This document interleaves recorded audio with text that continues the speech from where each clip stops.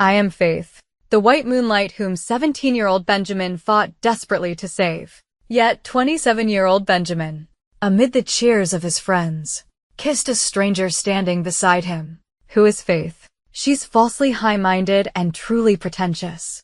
I've had enough of it all these years. That very night, I had a dream. I dreamed of that roadside 10 years ago, when the out-of-control truck barreled toward us. A younger Benjamin reached out, trying to push me away, but I evaded him first. His hand swiped empty air. He stumbled, astonished, looking up at me. At that moment, I woke up, only to discover something astonishing. The gruesome scar that had wound around 27-year-old Benjamin's leg for 10 years had suddenly vanished. The private room door hadn't been fully closed. A seductive light streamed out through the crack, along with the heavy scent of alcohol. Cheers echoed from inside. All eyes focused on the man in the center. Benjamin leaned against the sofa, his legs crossed. The red wine in his glass rippled as he swayed it, the light refracting through the stemware, casting a dark red shadow across his face. Benjamin, you can't be a sore loser. Besides, Jenna grew up with us. We're all buddies. What's the harm in a kiss? The girl called Jenna smiled, adding, Benjamin, we've been friends for so many years. You don't still see me as a woman, do you? I don't care. Why are you being so prudish? Stop. A friend next to Benjamin reached out, blocking the way. Benjamin is engaged. We have a fiancé now. We can't play games like that. Right. The fiancé. Jenna drew out the last word with a hint of sarcasm. The one Benjamin chased for 10 years, and even broke a leg to get. She's a great pianist. After all, she probably looks down on vulgar people like us. At the mention of my name, the upward curve of Benjamin's mouth fell, and the faint smile in his eyes dispersed. He pushed away the friend who tried to shield him from the drink and pulled Jenna close, abruptly pressing a kiss onto her lips. A bet is a bet. Benjamin pushed Jenna away. Also, don't mention Faith's name in front of me. His expression was indifferent, falsely high-minded and truly pretentious. The thought of spending the rest of my life with a person like that is thoroughly boring. The room fell silent, everyone exchanging uneasy glances. They had all witnessed how Benjamin had meticulously cared for me for 10 years, even giving up his beloved racing career unable to ever again tear across the track because of the leg head broken for me. You don't believe me, Benjamin sneered. She puts on airs everywhere she goes, clutching that useless piano all day. She's boring and tedious. Sometimes I think it would have been better if that truck had run over and crushed her hands. Now, every time I look at the scar on my leg, I hate her. Someone mumbled softly, Benjamin, you're drunk. Hearing this, I composed a polite smile and pushed open the door. Jenna's lips were still glistening. She quickly avoided my gaze in panic. Sober yet, I grabbed the jacket Benjamin had draped over the sofa. Let's go. Benjamin was helped into my car by his friends. Half an hour ago, someone had messaged me. Faith, Benjamin is drunk and keeps calling your name. Please come and get him. So after my performance ended, I quickly changed out of my gown, bought hangover medicine at a pharmacy on the way, and rushed to find him. Now the medicine sat in the back seat, and I had no intention of handing it to Benjamin. I fastened my seatbelt and started the car. One of his friends tapped the window, looking at me cautiously. Faith, please don't argue with Benjamin. He's drunk. Some of the things he said weren't heartfelt. We've all seen how much Benjamin loves you. I gave a short, quiet acknowledgement and drove out of the parking lot. Just getting a drunk man through the door left me covered in a thin sweat. I took a quick shower. When I came out, Benjamin was still sprawled on the carpet, murmuring my name. Faith, Faith. His trouser leg had somehow hitched up, revealing a gruesome scar winding upward from his ankle on his left leg. I stared at that scar for a long time before finally dragging him into the master bedroom. I went to the guest room. Before we officially registered our marriage, Benjamin and I always slept separately. He respected my decision. Sometimes, no matter how restless he felt, he would never spend the night in my room, preferring to resolve himself in the bathroom. But this was the same Benjamin who, behind my back, called me falsely high-minded and truly pretentious.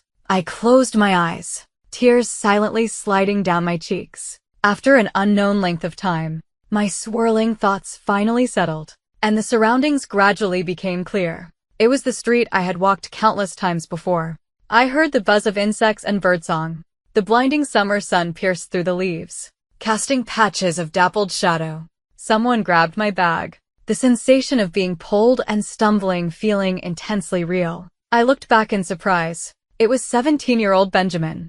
Don't recognize me. He was wearing a tank top and shorts, holding a basketball. Seeing me look, Benjamin cockily balanced the basketball on one fingertip, letting it spin. I instinctively looked at his left leg. Since the accident, Benjamin had never worn shorts and had given up on his long-loved racing hobby. But now, this leg was perfectly smooth, without any scar whatsoever. Perhaps feeling a little self-conscious from my stare, Benjamin drew his foot back slightly. Or did the teacher scold you in piano class? He walked naturally beside me. It was summer vacation, and every day I would run into Benjamin on my way home from the training center. He would ditch his friends on the court and walk back with me. But it took me years to realize Benjamin never actually liked basketball, and my house wasn't on his way. He was just waiting for me, even if it was just to walk that small stretch of road and exchange a few more words. 17-year-old Benjamin's world revolved entirely around me. I believed then that he would love me like this for a long, long time until we married, until we grew old together. But I had seen 27-year-old Benjamin 10 years later. He calmly kissed another girl and then sneered that I was a boring and tedious pianist. If you're in a bad mood, I'll treat you to ice cream from that place. How about blueberry flavor? I remember you tried strawberry and vanilla. Wanna try my favorite? The young man's incessant consolation only made me more irritated. I turned my head away and spoke coldly. No need. Why must I dream of 10 years ago now? Seeing the young man who was completely devoted to me at 17, only to wake up and face the indifferent 27-year-old Benjamin, just made the pain in my heart sharper. I'm sorry. Benjamin stopped. I almost forgot. Now is your special tie, watch out. The screeching horn that often jolted me awake in the middle of the night sounded again. The truck barreled over the guardrail, heading straight for me, just as in my memory. Benjamin reached out, attempting to push me out of the way. He, however, would be caught by the inertia and dragged under the truck. Barely clinging to life after 3 days in intensive care, his left leg would be shattered, an ugly scar winding up from his ankle. Benjamin would be forced to abandon his beloved racing, sinking into melancholy. Yet, when I visited him, he would still crack jokes to cheer me up. He would say, "Faith, I saved you willingly. Don't feel guilty. If I had ruined the hands of a future great pianist, then I would truly be deserving of death." This scene had played out thousands of times in my mind. The moment I heard the familiar horn, I quickly sidestepped. Benjamin's hand swiped empty air. He stumbled, astonished, looking up at me. But the next second, the speeding truck was upon us. Fortunately, he reacted quickly, rolling to the side. The terrifying force of the truck bent the guardrail, the ear-splitting noise echoing around us. After a cloud of dust settled, the surroundings were quiet for a few seconds. I clutched my bag strapped tightly, my knuckles white. Benjamin was still on the ground. He had crashed into the railing while dodging the truck, leaving bloody scratches on his arms and legs. But thankfully, he hadn't been dragged under the truck, just minor injuries. As if noticing my gaze, Benjamin got up, nursing his scraped arm, and gave an exaggerated hiss. That was close. Faith, I'm glad you're okay. I forced a smile. This was probably the best possible outcome. This time, I owed Benjamin nothing. I turned and walked away without hesitation, leaving him with one sentence. I never asked you to save me. Opening my eyes again, I stared blankly at the white ceiling. I knew with absolute clarity that it was only a dream. The me in the dream was no longer bound by guilt. I wouldn't give up my chance to study abroad to care for Benjamin, nor would I slowly be moved by him during our time together, eventually falling deeply in love. Unable to extract myself, I picked up the cup from the bedside table and went to the kitchen for water.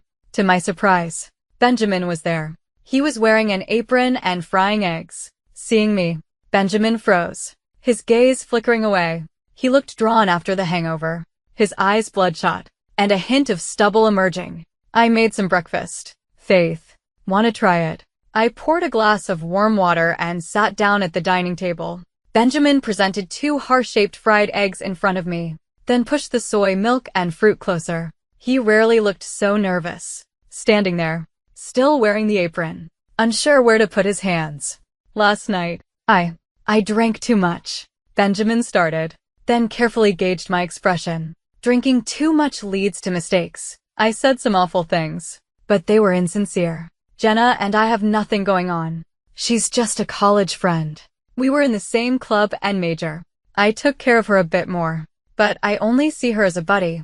Nothing else. Yesterday, I just got carried away when everyone was egging me on. Benjamin looked at me cautiously. We're getting married. Faith. I wouldn't do anything to betray you. You know that. He was hoping I would give him an out. Hoping I would say magnanimously, I believe you. But I silently finished one fried egg, drank half a cup of soy milk, and replied, is that so? The soy milk was oversweet, almost cloying. Yet, those two simple words immediately ignited Benjamin. You won't trust me just like that? You're doubting that my feelings have changed. Then what do you think this decade between us means? And what do you think I am? Without waiting for my reply, Benjamin threw the apron onto the chair back and stormed out. He was clearly the one at fault. Yet now he was turning the tables and questioning my sincerity. I quietly watched Benjamin's retreating back and suddenly felt a profound sense of unfamiliarity. Which Benjamin, the one in the dream or the one in reality, was the person I had been entangled with for 10 years. I dug out the realtor's number my friend gave me and called. Hello. Do you have time today? I'd like to look at some apartments. The realtor was very capable. After hearing my requirements, she quickly showed me 3 properties. They were all nice apartments, suitable for one person, and one even had a small garden. When I got home, only one dim lamp was on in the living room. Soup was simmering in the kitchen. I could smell the fragrance from far away. Hearing the sound of me opening the door, Benjamin, who was on the sofa, rubbed his eyes. He looked tired. His emotions had stabilized, and he spoke solicitously. I stewed your favorite pork rib soup. It should be perfect by the time I shower. I replied softly. Benjamin used to love cooking. He always said that watching me eat his food gave him a sense of accomplishment. But gradually, he stopped. Once, I absent-mindedly asked why. Benjamin was watching a racing match. He stared intently at the screen. Faith, do you know, I'm at my prime now. If nothing had happened, I'd be standing on that track, not stuck in a small kitchen, revolving around you. Benjamin put down his phone and went to his room to shower. Watching his retreating back, that strange feeling surged again. After his left leg was injured, Benjamin underwent extensive physical therapy, but he still had some residual issues, walking with an uneven gait. Today, however, he looked perfectly normal. The phone he left on the sofa rang. A video call came in from someone named Jenna. Seeing that no one answered, Jenna sent messages on the bright screen. How's it going? Benjamin, did you manage to pacify your difficult princess? It's not a big deal. That kind of dramatic woman just wants a show of attention. Give her some flowers, make her some soup, and she'll be fine. Next time, listen to me. Be rough with her in front of people. Establish dominance, or she'll really start thinking highly of herself. The screen darkened. I went back to the kitchen and looked at the pot of soup. It had very little ginger, but a large handful of green onions. When had Benjamin forgotten? I liked plenty of ginger in my soup and absolutely detested the taste of green onion. I would go see the apartment again tomorrow. If all went well, I could move out this week. I turned off the heat and ladled out the soup. Benjamin came out, drying his hair, and saw the large bowl of soup. Why aren't you drinking it? I ate out. You drink it yourself. I admit that when I opened the door and smelled the soup in the kitchen, I felt a flicker of softness. But the softness in that moment was immediately replaced by a deeper sting. It left me breathless. I retreated to the room and buried myself under the blankets. I thought, after 10 years of entanglement, where guilt, love, and responsibility were impossible to distinguish, it was time to separate. A classmate poked my elbow. Faith, we should go in now. I stared blankly at the white hospital corridor. This dream was so real I could smell the stinging disinfectant. I heard that getting hit in the head can cause amnesia. Do you think Benjamin will still remember us? It turned out that several classmates who knew Benjamin well had come to visit after hearing he was hit. I had been dragged along. I shook my head, recalling the accident. At most, it was a minor concussion. His injuries aren't severe. Don't worry. Benjamin was indeed fine. The scratches on his hands and legs were cleaned and bandaged. He was currently looking boredly out the window. Seeing me enter, Benjamin's eyes lit up. He leaned forward, seemingly wanting to say something. But seeing the classmates behind me, he swallowed his words. The classmates sat down casually. Someone started complaining about the homework, envying Benjamin for getting time off. I heard Faith was there that day. You got hurt saving Faith, right? I sat in the farthest corner, wishing I could completely distance myself from Benjamin. At the question, everyone's gaze landed on me. No way. Benjamin scratched his head, flashing a white-toothed smile. Faith reacted quickly and dodged it herself. I wasn't paying attention and almost got hit. Faith was the one who warned me. Benjamin lied. In those few words, I had become the rescuer. Since the person involved said so, the other classmates didn't pursue the topic. I sat stiffly in the corner, my thoughts confused. It wasn't until the others stood up that I belatedly followed suit. Someone linked arms with me, saying goodbye to Benjamin. Well, we're heading back now. Get well soon. Wait a minute.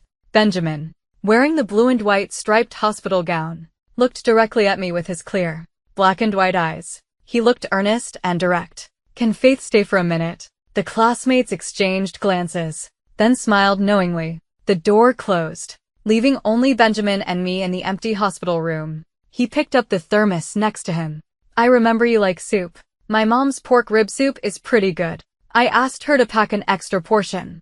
Wanna try some? As if afraid I'd reject it, he pulled out a paper towel and wiped the spoon. The spoon and thermos are new and washed clean. There's no green onion in the soup. I made sure she put plenty of ginger. I froze. This particular quirk, 27-year-old Benjamin had completely forgotten. But 17-year-old Benjamin had memorized every detail. It was precisely because I had received such blatant favoritism that the loss felt so bewildering and painful. I didn't take the thermos. Looking down at him, is your leg okay? Fine. Just minor scrapes. Benjamin's eyes dimmed when I didn't take the soup, but they instantly brightened at the concern in my voice. He said jokingly, when the truck came at me, I barely reacted in time. If my leg had been crushed, I wouldn't have been able to race anymore. I stared intently into his eyes, saying every word clearly. What if I hadn't reacted in time, and you broke a leg pushing me out of the way? Benjamin first paused, then smiled. Saving you. I did it willingly. If I had ruined the hands of a future great pianist, then I would truly be deserving of death. I tried to find a flaw in his expression, but regrettably, 17-year-old Benjamin was direct and sincere. He truly intended to sacrifice himself to save me in that crash. Benjamin likely couldn't imagine that 10 years later, he would bitterly say in a private room, falsely high-minded and truly pretentious. Faith puts on airs everywhere. Sometimes I think, it would have been better if that truck had crushed her hands. Now, every time I look at the scar on my leg, I hate her. I turned away, suppressing the rising emotions. Liar. I ran out of the hospital. This dream showed no sign of ending. I wandered aimlessly along a small path dozens of times. I walked until dark, still unable to wake up. I had no choice but to wrap my clothes tightly around me and return home. My house was cold and quiet. My parents were often away, and the cook left immediately after preparing meals. This time, there was a takeout bag with my name on it outside the door. I didn't know how long it had been there. The ice pack had melted, but thankfully, the vanilla ice cream inside hadn't. It was my favorite flavor. There was also a note that read, "Apologies. One vanilla ice cream isn't enough. I'll get you another one tomorrow." It was signed, Benjamin. Without warning, I squatted down, clutching the ice cream box tightly, unable to stop myself from sobbing. Knock, knock. The door knocked. The dream scene vanished into nothingness. I opened my eyes, large tears rolling down my face. The person outside hesitated, then asked, "Faith, are you okay?" I heard you crying. I sat on the bed, exhausted, my heart tightly clenched. Even breathing was difficult. My vision blurred, then sharpened again. There was no sound outside the door. A few minutes later, Benjamin used the spare key and pushed the door open. Seeing my distressed state, he quickly grabbed tissues and wiped my tears. "Why are you crying like this?" I hugged the blanket, turning away, unwilling to look at him. Benjamin sat on the edge of the bed and carefully pulled me into his arms. His loose bathrobe rode up slightly as he moved. I trembled all over, gripping his arm tightly. The gruesome scar that should have wound around Benjamin's left leg was gone. Noticing my gaze, Benjamin unnecessarily pulled the bathrobe back down over his legs. "Where is your scar?" I pushed Benjamin away, staring intently at him. Benjamin pursed his lips. "I can't quite remember. I just remember sleeping and dreaming about the car accident. But in the dream, you dodged it in time, and I wasn't badly hurt. When I woke up, the scar on my leg was gone." My heart began to race. A mixture of complex emotion, joy, perhaps, and resentment surged through me. I couldn't distinguish them instantly. The dream and reality were actually connected. The dream was too vague. I didn't think much of it, but I didn't expect the scar to really disappear. Unlike me, who became the faith in the dream, Benjamin was only a spectator who experienced the dream. Seeing me silent, Benjamin grew increasingly panicked. "Faith, I didn't intentionally keep it from you. I know I made a mistake, and I was so afraid that you would leave me without that scar. I don't know what reason I have left to keep you by my side." The Benjamin before me felt so strange. I lifted my hand and wiped the moisture from my face. "Did you honestly think I only agreed to date you because of guilt?" I admitted that initially. It was because of guilt. To save me, Benjamin was forced to give up his dream. So, I accompanied him through physical therapy, giving up my chance to study and perform abroad, staying in this small city. But gradually, I was moved by Benjamin. Benjamin's eyes flashed. He clearly knew I hadn't stayed solely for that reason. After all, he had seen me stay up late to buy him race tickets and take him to the track. He had seen me clumsily assemble models for his birthday surprise, and the blue ice cream that was never missing from the fridge. The fresh flowers perpetually arranged on the living room table. Actually, whether or not I saved you that day, you would have fallen in love with me eventually, right? Benjamin's voice was dry, his eyes fixed on me intensely. He wasn't a careless person. On the contrary, Benjamin was incredibly perceptive. He perceptively noticed my abnormal behavior these past few days. Yet, he only dared to use that scar to bind me, attempting to keep me beside him. After 10 years of entanglement, Benjamin could no longer distinguish if this was love or just resentment. "It doesn't concern you anymore." Benjamin's face instantly turned ashen. The apartment had been selected and was being renovated. I moved to my best friend's place temporarily. My friend looked at my few small boxes of belongings, leaning against the door as she sighed. "Are you really sure? Planning to separate?" "Yes," I replied without lifting my head as I sorted things out. "I've thought it through. It's good that the invitations weren't sent out and the wedding hasn't happened. You're still young. There's time for everything. Though I genuinely never thought you and Benjamin would reach this point." That night, my body exhausted, I fell into a deep sleep. When I opened my eyes again, I appeared in the music room. Seeing me zone out, the teacher lightly tapped my shoulder with a rolled-up music sheet. "Focus."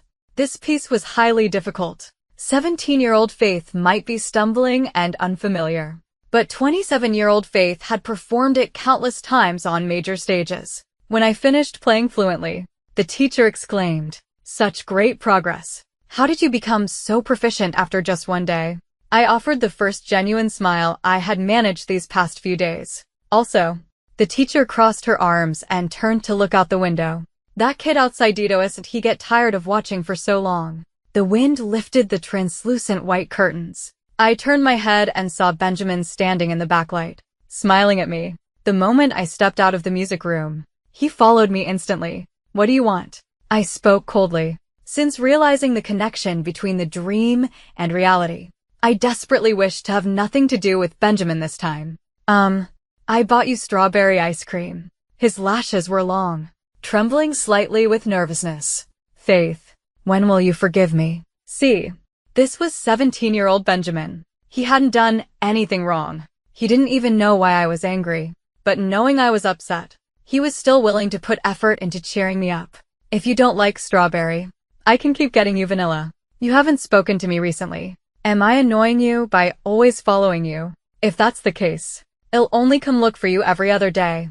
Just tell me what you want to eat in advance, or let me decide entirely. I promise I'll satisfy you." "I'm sorry." Benjamin stopped. I just always want to be closer to you. The real Benjamin's leg was healed now. He could continue his racing dream.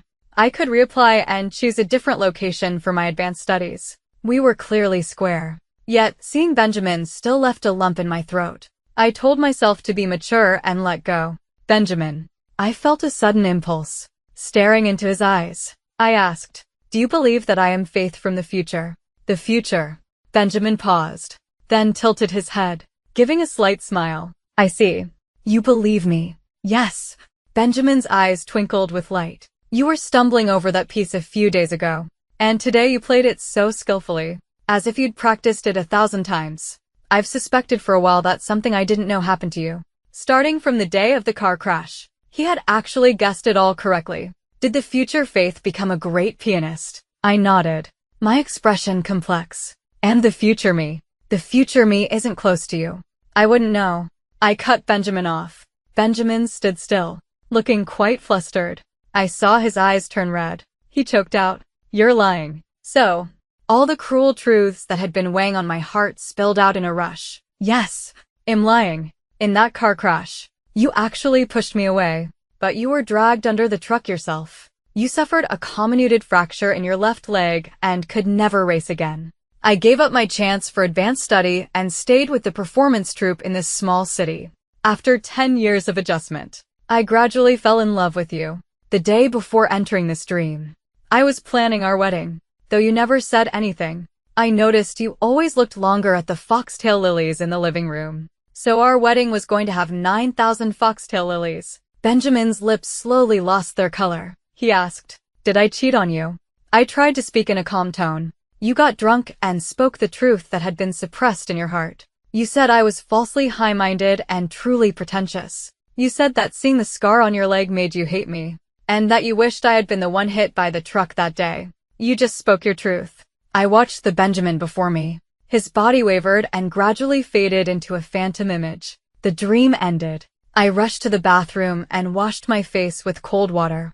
My best friend was rushing to work. She knocked on my door. "Faith, there are freshly bought steamed buns and soy milk on the table. I'm leaving now." "Okay," I replied through the door. There was a commotion outside. My friend seemed to be arguing with someone. I opened the door and saw Benjamin, whom I hadn't seen in days. He had grown noticeably thinner in just a few days. Benjamin was wearing the suit I had bought him, his eyes bloodshot. His tone was humble and pleading. "Just let me see Faith. Just one glance." Seeing me come out, my friend stopped pushing him. She stood in front of the door. "Faith, if you don't want to see him, I'll call building management right now to drag him away." "It's fine." I smiled reassuringly. "You go on to work." My friend hesitated for a moment. "All right, but if you feel uncomfortable at all, call me immediately. I can miss work." After my friend left, I didn't invite Benjamin inside. "We've broken up.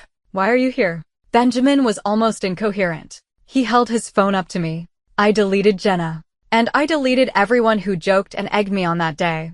I know I was wrong. Can you please come back?" For some reason, I found it a little funny. The real issue separating Benjamin and me was never just about Jenna. "You know, I chased you for so long. I liked you for so long. I just didn't want others to think I was a dog being ordered around by you. So I deliberately said those hurtful things. Some love and hatred are intertwined, confusing, and difficult to distinguish. Don't put the blame on me," I said. "And don't use such ugly words to describe your former self." I knew better than anyone how genuine Benjamin had been back then. His eyes would light up when he saw me. He would willingly bow his head and let me ruffle his fuzzy hair. He wasn't a dog being ordered around by me. On the contrary, I was the one who was always led by him. Benjamin was measured and knew his boundaries. He pulled me out of that cold house step by step, then patted my shoulder and said, "Let me show you the sun. We were supposed to get married in 2 weeks, register our marriage, go on our honeymoon, and spend the rest of our lives together." Benjamin bent down in a defeated slump, his gaze level with mine. "Faith, can't we really go back?" I looked up at him. This face was so similar to 10-year-old Benjamin's, yet utterly foreign. "Do you genuinely love me, or are you just unwilling to let go?" Before Benjamin could answer, I closed the door. My phone vibrated. It was an email from across the ocean. The sender excitedly stated that they had reserved a spot for me, and I could join anytime I wished. I deleted Benjamin's contact information. If nothing unexpected happened, this should be the last time we ever saw each other. That night, I tossed and turned in bed. The moment I felt a flicker of drowsiness, it was chased away. I finally fell into a heavy sleep just before dawn. When I opened my eyes again, I saw 17-year-old Benjamin standing in front of me. He bent down, forcing a small smile, and asked, "You don't look well.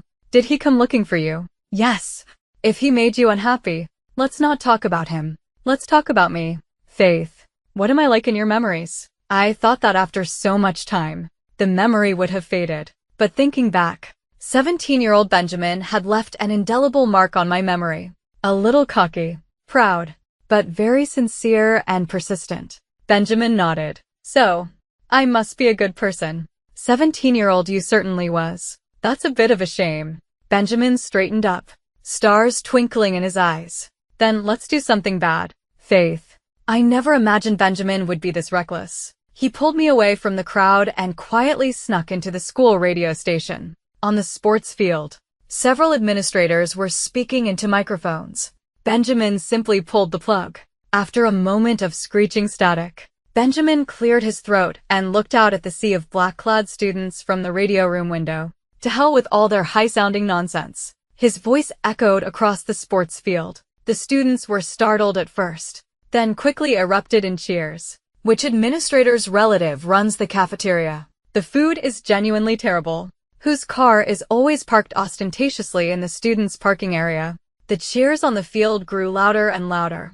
Benjamin covered the microphone and mouthed to me, "Want to say something?" The feeling was raw and reckless. It sparked a sudden impulse in me. I took the microphone and cleared my throat. "And which class has a gym teacher who is always sick? The stadium that's been under construction for 2 years still leaks when it rains." The administrators on the stage were red-faced. Outside the radio station, footsteps approached, making my heart pound rapidly. Benjamin grabbed my wrist. The outline of his profile was sharp, his eyes glinting with a mischievous smile. "Run." He pulled the door open and dashed out, dragging me with him. Weaving through the people trying to intercept us, Benjamin knew every corner of the campus. He led me in circles, dodging and hiding for a while, finally stopping at an old teaching building. This area had been abandoned for years. There had been talk of renovation, but nothing changed even after I graduated. Broken chairs and cracked tables were always stored here,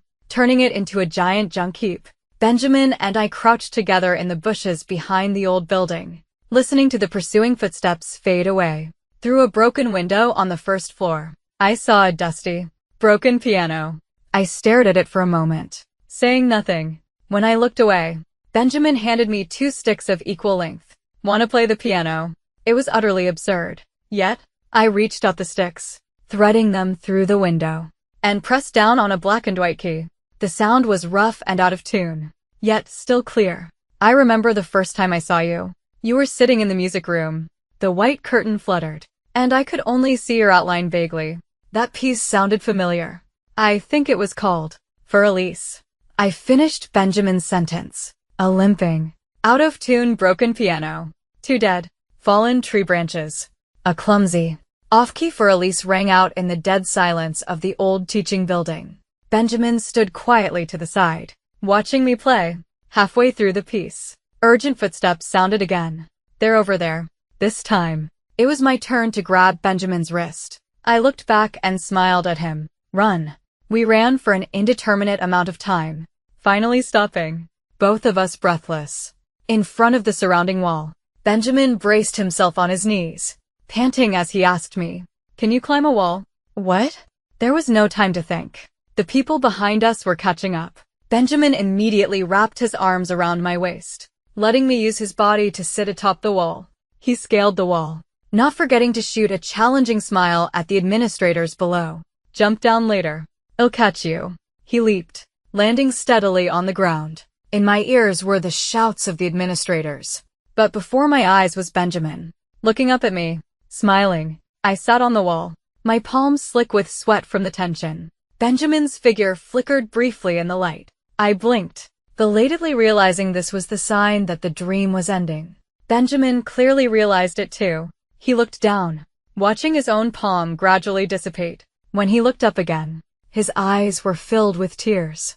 This must be the final dream. I watched helplessly as 17-year-old Benjamin faded into the light. His voice was clear and resolute. 17-year-old Benjamin said to me, "Don't forgive him.